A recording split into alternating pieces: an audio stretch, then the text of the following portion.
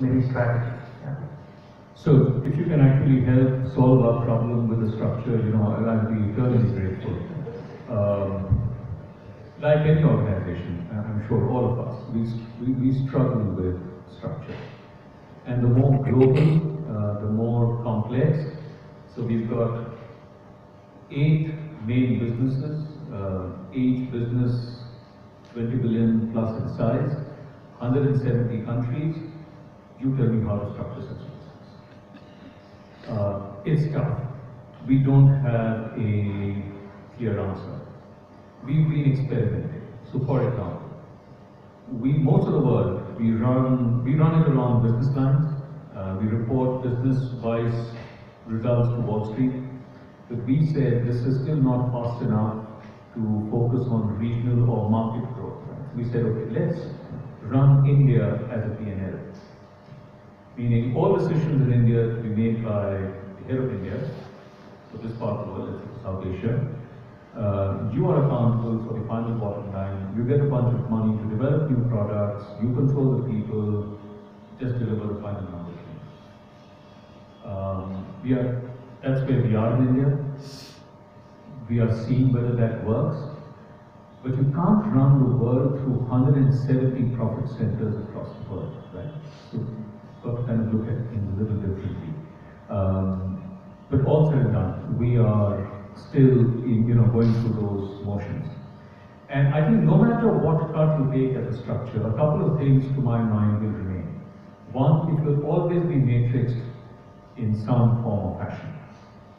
Therefore, the need to be inclusive or to be able to influence is a given. That I think doesn't go away.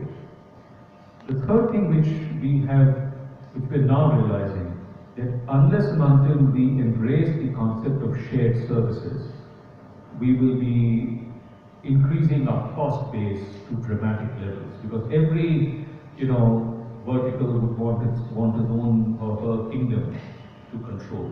And we are now dramatically moving away from that to shared services.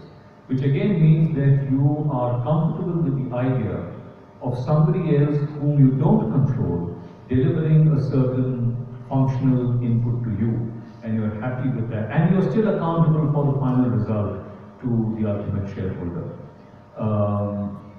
Our managers are still getting used to that concept. They're not happy with it, they're still getting comfortable with it. So we are learning. And any ideas, I'd really welcome any suggestions you might have.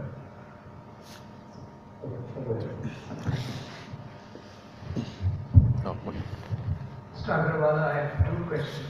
One, in VUCA times, there are certain traits leaders need to have to manage even crises sometimes that crop up. What are the kind of traits? One you did mention was the ability to influence. Perhaps it could be, power of intensity, an ability to be hands-on and realism tempered with optimism and a sense of. Are there any other traits that you can see in VUCA times? That's my first question. The second is, very often organizations in VUCA times tend to take a back seat and don't hedge their bets on strategic bets and really take the plunge. As Father Macbeth of XLRI used to say, one eye on the next step and one step on the horizon, like you rightly said. It's a balance of the short term with the long term. Don't you think that in times like this, organizations also must be bold enough to take those strategic bets? These are my questions. Just supplement that. So if you want to spend some time on leadership and what makes a good business leader, and what should we look for in a leader? Just leave your thoughts around this whole, what is leadership all about? Wow, so we could spend a month maybe discussing that, right? But you guys are a lot more qualified, let's say, to explain that. But let's say in VUCA times, and traits in leadership, we spoke about inclusiveness, we spoke about the need for clear communication to be very important. I think speed we spoke about, it, the need to be fast and exercising judgment is very crucial. And again, one shift that we've seen, and also in G, we moved from being let's say, a general management focus to, I think we are kind of making a shift back to domain focus.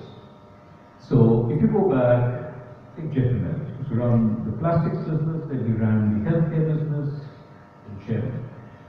My predecessor here came from GE Capital, went into mergers and acquisition, today is running the healthcare business. He's got no background of engineering whatsoever. And I think this is something which is changing, to say that you need to have depth before you have breadth. And I think this is, something which is kind of coming up. The other thing which you find in terms of leaders is just the energy levels. I think the energy levels needed for leaders today are phenomenally high, especially if you're in a global organization. You are like traveling all the time, cutting across time zones. You've got to be amazingly physically fit. And I think physical fitness doesn't come by accident. You've got to work towards it. My boss is the vice chairman. He's 58 years old. He's had a hip replacement surgery done at some point because of what he learned. I think he travels about 5 days to 6 days in a week, cutting across time zones. Every day he'll do 1,000 skips, no matter what time he lands, wherever he lands. He'll, spend at least 1 hour in the gym. And I've seen every senior GE leader do it. I'm in fact ashamed to say that I'm not able to do a fraction of what these guys do. But I think just remaining physically fit is extremely important because the energy levels demand is very high. Finally, I'd say that, I think from the younger and leadership perspective, look at it this way. Today you become the chairman of a company like GE at the time you're like 45 years old. So you get from starting your career to being the chairman of a $150 billion operation, you got 20 years almost, to learn and run the world. That's how quickly you need to learn and pick up. So I think those are let's say some of the things. To your second piece of the long and short term, I think that's a given. I just make one comment on that, which is that and which we in GE believe is that don't run the business by reading newspaper headlines. If we were to pick up the newspaper every day and read the headlines and then decide what to be done, no business would get done. In today's time and age, if I were to sit over here for my colleagues and read the newspaper about Egypt, one of the largest deals in Egypt we got in December, a $2 billion deal for power generation in December. Who would even think that you could go to Egypt in today's time and age with all that going on over there and do business? Or Iraq, or Angola, or Algeria. So reading the newspapers and running the business is not a good idea. Being on the ground and getting to know firsthand what's happening is a very good idea. And what we've learned is that in many places around the world, if you just show up, half the battle is won. And businesses is there to be had. So we no longer have the strategy of just focusing on 5, 6, 7 countries, but it's a 170 country strategy that you run at the same time. Now you can translate this down to any degree, meaning you could talk about customer segments, you could talk about products, you could talk about regions within the country, but just showing up also to say that Bihar is a very, reading the papers, it's not good to go and do the business over there. But your biggest opportunity just might be over there if you show up. So that's what we're trying to do. So on this question of how to build leaders.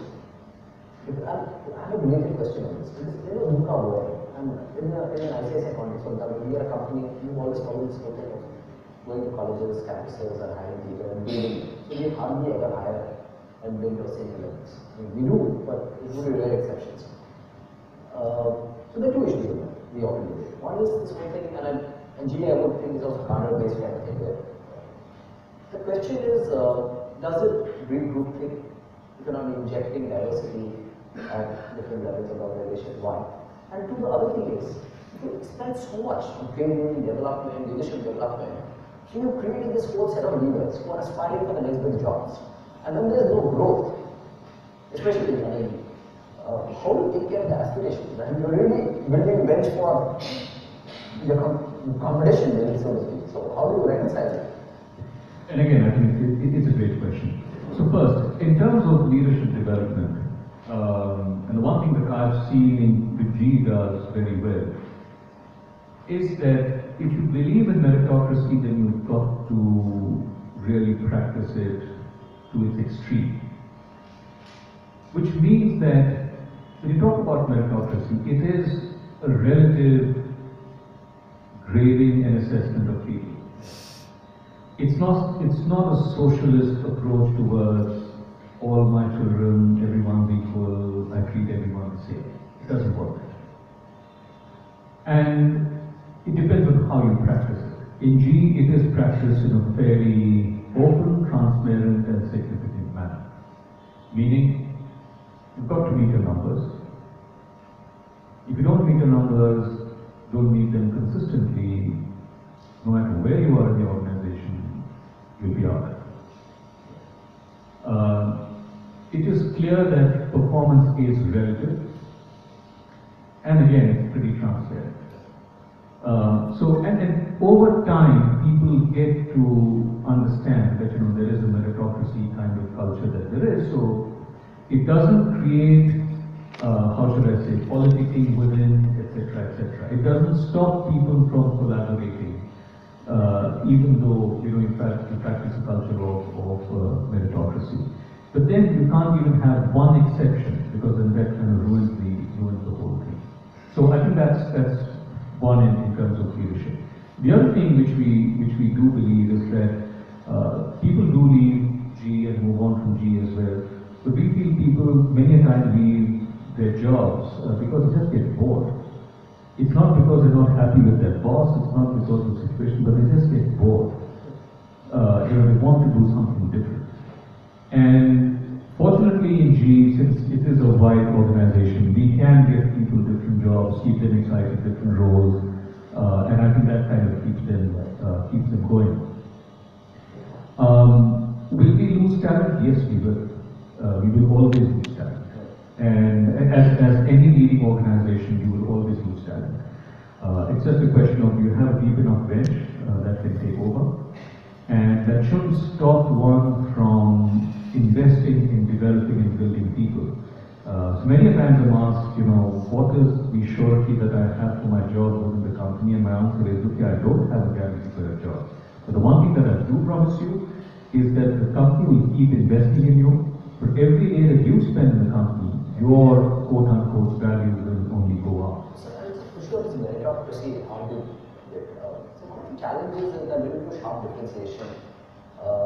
Apart from the fact that the people who are not performing and moving or really out, the people who are really doing well, does it create prima donna's behavior? Does it create a sharp sense of entitlement? And how does the organization manage that? Because it can be arrogance. How do you balance that? Again, a great question. It does. And if you've got someone who's, and we do have, this is being recorded, but even then I can say that. we do have prima donnas, who are like brilliant at what they're doing, and therefore, it kind of.